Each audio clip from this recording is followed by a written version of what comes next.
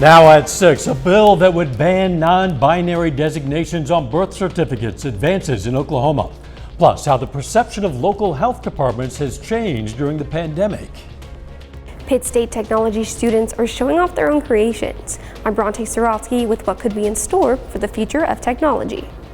The 4 states' most watched news starts now. A controversial bill regarding birth certificates passes the Oklahoma House. This is KOAM News at 6. The bill would ban non-binary designations on birth certificates in the state. It came about after Governor Kevin Stitt directed the state health department to stop issuing non-binary birth certificates last year, saying they'd issued them without authorization under state law. Before it passed, the House debated the bill for several hours. The question before us is very simple.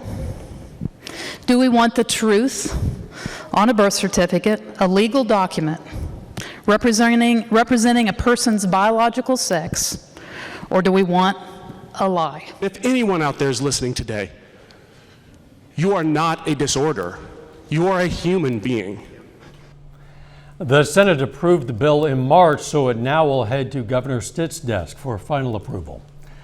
The Missouri House has approved a bill that would give rebates of up to $1,000 for state income taxes owed this year.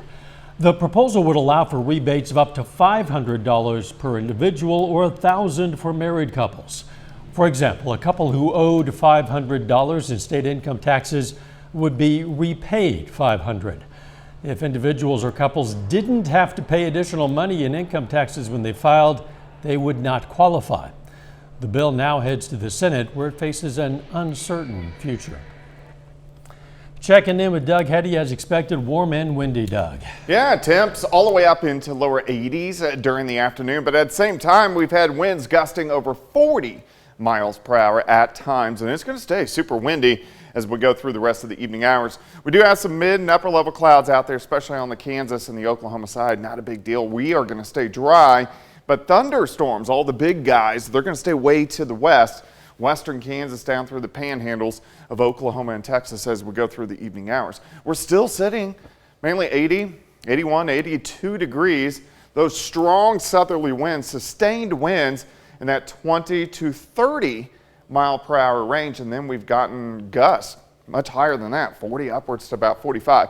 So it does stay windy. Temperatures slowly drop back through the 70s, eventually upper 60s. Severe threat returns for tomorrow evening. We're going to look at that here in just a bit. See you then.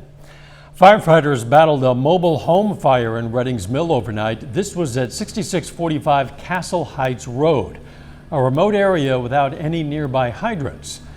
Firefighters set up a portable tank to continually fill as they battled the blaze. We're told everyone got out safely.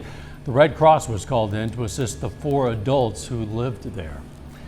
An attempt to move a mobile home backfires and ends up blocking an intersection in Jasper County for hours. This was the scene yesterday evening at County Road 270 and Kismet Lane. The mobile home had been on the move and became stuck on a turn. Authorities with the Jasper County Sheriff's Office and Missouri State Highway Patrol responded. The movers decided the best option was what you see right there. They destroyed the mobile home. They used a skid steer to dismantle the structure and clear the roadway. Both roads reopened around 10 p.m. For years, your local health department has been a place for back-to-school vaccines and other basic wellness services. Then the COVID-19 pandemic hit, and those same agencies were put in the spotlight. Larry Bergner with the Newton County Health Department says the pandemic showed health departments in both a positive and a negative light. Bergner says for the positive side, it showed how important the departments can be in getting information out during a public health crisis and providing resources to the community. But Bergner says there's still that negative light the departments must now face. I think some people look at the health department and are leery of us because of what we've seen with masking mandates and some of the things that we've been told that, well, does it work, does it not work? And there's certainly opinions on both sides. I tried to follow the science. Tonight at 9 and 10, we're going to hear more from Bergner on other ways views on health departments have changed and what he hopes it means for the future. A smart visor for your car and a 3D printed robot. Those are just a couple of the creations being shown off at PSU's Kansas Technology Center. The yearly Electronics Engineering Technology Design Symposium gave students a chance to showcase their hard work and receive feedback from industry professionals. KOAM's Bronte Sorotsky has more. After 2 full semesters of hard work, Pitt State seniors in the engineering department are showcasing their inventions. They conceive the idea, they develop the idea themselves, design the project, build a working prototype, and then they test it, and the result is what we're looking at here. Clark Shaver, a professor in the electronics engineering department, says he's proud of how far his students have come by the time this yearly symposium rolls around. They're freshmen. They come in as high school students or thereabouts, and they don't know almost anything.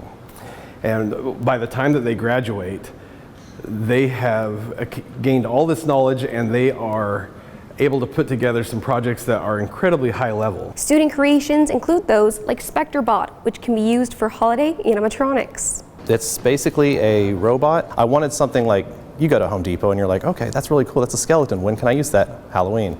Or what if you want something for Christmas? Or what if you want something for Easter? Kincello says it wasn't an easy process to get to this point, but the experience he got from it was valuable. It's different when you say, oh, I developed this, and you're like, oh, that's really cool, that's a neat thing. I don't know, you fall in love with your project. Industry professionals were in attendance to offer guidance on students' projects. A lot of them are alumni, others are just interested in making the program better and interested in seeing what the students have to do. From here, students can take their projects straight to the market and see if their invention becomes a part of the future. In Pittsburgh, Bronte Sorotsky, KOAM News. This is the last project for senior engineering students. Coming up, Pittsburgh High School students put their acting skills to the test with an improv show. Plus, area elementary students come together at Pitt State for a symphony concert. Pittsburgh High School theater students are showcasing their improv skills. The students are hosting a show called 1.5 Degrees. Has a basic structure themed around climate change, but the scenes are improvised, so it's different every show. Students say on top of being fun, the show has given them some new skills. So whenever we found out we were going to do this show, we wanted to tackle all aspects of it. So you'll see scenes about the meat industry, about recycling. There's even some information at the end about mindful choices, shopping secondhand, composting, advocating for change. We knew if we wanted to do such a big topic that we needed to tackle all of it, and we needed to bring awareness to every aspect of it, not just a small amount. First show was yesterday. There'll be another tonight at 7, then a final one tomorrow evening also at 7. There's another show going on at Pitt State. The Southeast Kansas Symphony today partnered with the PSU Music Department for a children's concert. Officials say around 1,000 area school children attended the concert, which featured music from Jurassic Park, Pirates of the Caribbean, Encanto, and the Avengers. You know, it goes from one thing to another one. So we have a great partnership with the USD teachers, as well as the PHS High School band director and orchestra director, Cooper Neal. He's actually he's emceeing the whole event, so he's very entertaining. The concert was at Pitt State's Bicknell Family Center for the Arts. Chanute resident is celebrating a milestone today. Margaret Hollinshead celebrated her 111th birthday. For her birthday, she was accompanied by friends, family, and a local school choir that came to sing to her. I think that it probably meant the world to her, and something that she will be able to kind of look back on in the next few days and really take it all in. And I think having her friends here and her family that was able to come, it was really nice for her. Wow, happy birthday. The celebration was held at Country Place Senior Living Facility. A little bit later, it's a border battle in Pittsburgh as the Purple Dragons take on the Carl Junction Bulldogs. Plus, we have some thunderstorms rolling in for us on Saturday. I'm going to give you those details coming up.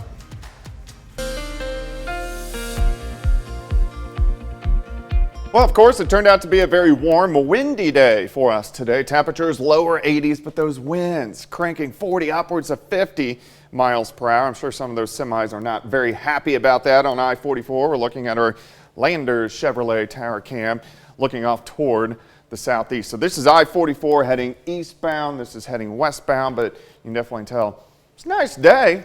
It's warm. It's just windy. Look at our temperatures. Most of us sitting 80 to about 81 degrees. So it's going to stay mild throughout the evening hours. The winds are going to stick around as well. We're going to have these southerly winds sustained in that 20 to 30 mile per hour range, but we are getting gusts at times upwards of 40 to 45. So it's windy.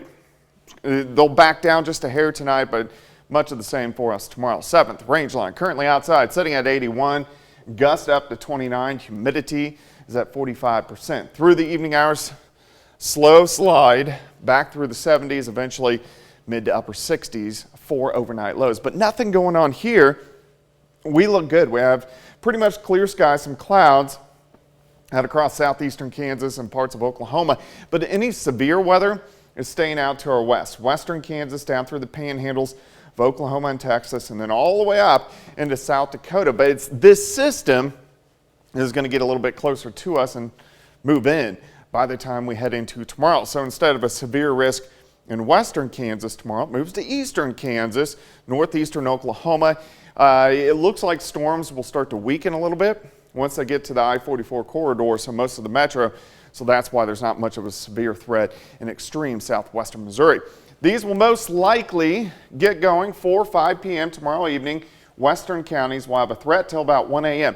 I'm still keeping all the threats low. We may have to up some of these tomorrow, but as of right now, we're going to keep them on the low side. We do have a tornado threat for about a 4-hour window from 4 to 5 to about 8 or 9 p.m. And this is mainly going to be on the Kansas and Oklahoma side. So we do need to keep our eyes on that. All right, some in and out of the clouds tonight. We warm up near 80 again tomorrow. We're going to have a lot of mid and upper level clouds due to those storms out west right now. But after about 5 or 6 o'clock, thunderstorms start to form, and these could go severe very quickly. And we are going to have that tornado threat on the beginning of this. Once we get past 9 p.m., they start to work into southwestern Missouri. We switch over to a hail and rain threat, but periods of showers, thunderstorms, heavy amounts of rain. Here comes our cold front Sunday morning. That will cut off any severe threat, but we are going to continue to have showers and thunderstorms, especially along and south of I-44 throughout the daytime hours on Sunday, which will cause a flash flooding threat because the ground is actually pretty saturated. I think most of us will get a ½ an inch to an inch of rain tomorrow evening into tomorrow night, but our southern counties will have that threat of getting 1 to 3 inches of rain, especially once you get down toward Table Rock. 79 tomorrow. We're going to make it an alert day with a severe threat by tomorrow evening. 65 Sunday. Monday, Tuesday, Wednesday look pretty good. Severe threat returns next Thursday, Friday, and Saturday again next weekend. Wow. Yeah. It just don't Just get much that time of the reprieve, year. I guess. I guess. Thanks, Doug. Still ahead, a College Heights senior signs to continue his basketball career after high school, and Pittsburgh hits the field for a border battle against Carl Junction. Jacob Leonard has that and more coming up.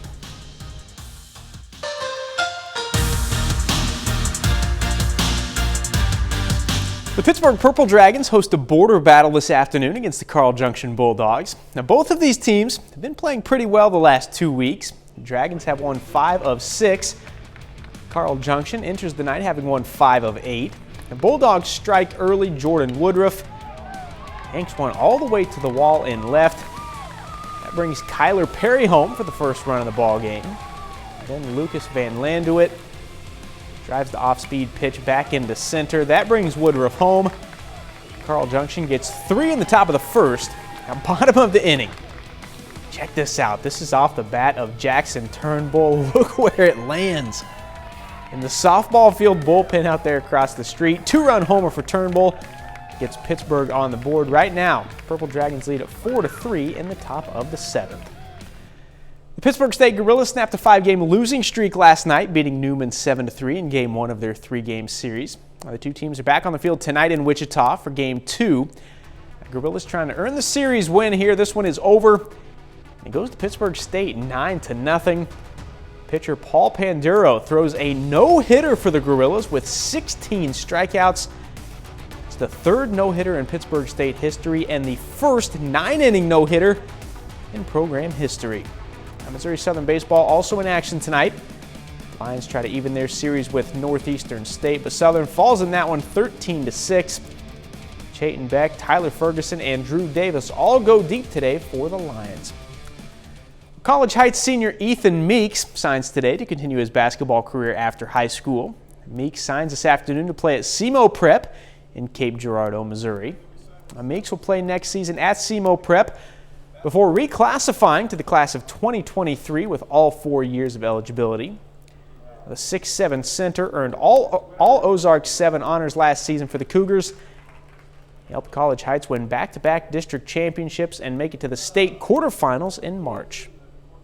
The opportunity for me to grow more. I mean, I'm not going to lose college eligibility, and that's a big thing, especially with the transfer portal right now. I think that it's big that I'm going to be able to grow my skills and just get better in every way, and then have a chance to go play somewhere that really wants me. And the coaches are great people, and they have a lot of connections, and it's a big opportunity for me. And that's it for sports. We're back with more news after this. Local veteran Lloyd Kent served in the U.S. Army in 1963 and 64. The Minden Mines, Missouri native was stationed in Vietnam. And we salute Specialist 4th Class Lloyd Kent, a 4-state hero.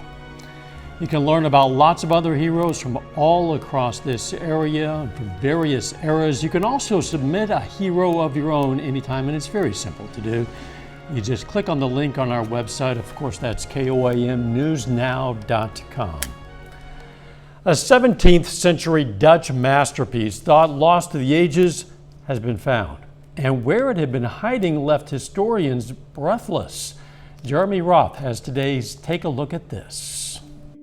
Experts say a lost 400-year-old Dutch master painting found hidden away in a storeroom in Australia could be worth millions of dollars. The work, called simply Still Life, was found amongst many works in a storeroom of what is now a museum owned by the National Trust of Australia. A spokesperson said they were left breathless by the surprise discovery of the 17th century painting. Its origins are still being investigated, but it is being attributed to the son of one of the great masters of the Dutch Golden Age, painter Willem Klaes Heda. A painstaking restoration project returned luster to the faded, centuries-old creation, preparing the elusive masterwork to be re-revealed to the world as part of an upcoming Australian Heritage Festival.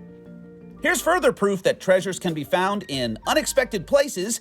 A parking lot puddle in Minnesota has become a viral tourist attraction after being dubbed Lake Chipotle, after the chain restaurant located conveniently on its banks. It's small today, but I've seen it span the whole lot. Word of this stubborn and scenic puddle spread quickly past local looky-loos to the interwebs, where Lake Chipotle now has a fervent following with its own website, hashtag, Facebook groups, and even a spot on Google Maps. But not everyone is a fan of the infamous fast food fake lake. Sometimes it's closed and they have everybody parking out here. It's definitely something that needs to go. Even if action is taken to drain Lake Chipotle, its local legend with Little Lake lovers is likely to live on online. For Take a Look at This, I'm Jeremy Roth. You don't really want to have to put on the waiters before you go to the restaurant. That's the land of 10,001 lakes. Yeah, 10,001, exactly.